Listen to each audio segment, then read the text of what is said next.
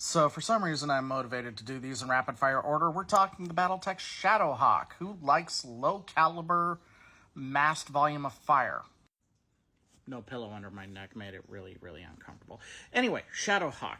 Now, when the Battletech, the Battle Droids box set came out, the Shadowhawk was one of the first battle mechs that was part of the set, and it looked like this. And it got cleaned up because, frankly, that laser on the wrist was way too big and later looked kind of like this. But the Unseen Crisis came around, even though that one company we don't talk about had nothing to do with the anime that the Shadowhawk was licensed from. But still, better safe than sorry, right? So, 2003, Project Phoenix rolled around, and the Shadowhawk looked like this, or this, or this. 3 different variants, all got similar artwork. And all was good, supposedly. I'm not sold on this, by the way. Now, things got even more weird for the Shadowhawk because in 2000, God, was it 14, I think? When Technical Readout 3085 came out, the Shadowhawk had a new variant that made it look like this. I have no idea what this is supposed to be. And then the Shadowhawk also had a primitive piece, which was this. This is the mech of 1,000 faces, seriously.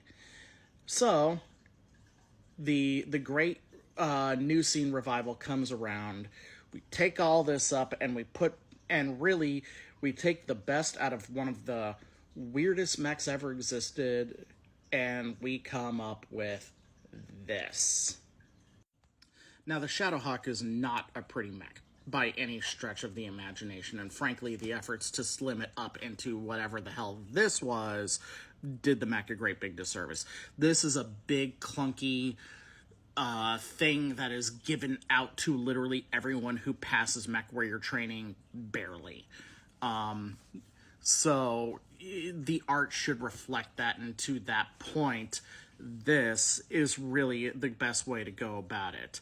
The funny thing is that when you talk about the actual record sheets, I prefer this, and to a certain extent, this fucking abomination, over what this was. So, you can find a Shadowhawk for any season. I don't know. I appreciate the Leopard 2 blockiness of this. That's the best I can give you. Otherwise, this is an ugly hunk of junk that's given to mech warriors who will never make anything of their career. I don't give a goddamn about Grace and Lori Carlisle, okay? Go with yourself. Next time, we're going to be talking about the greatest of the 55-ton trifecta, the Wolverine. Snicked.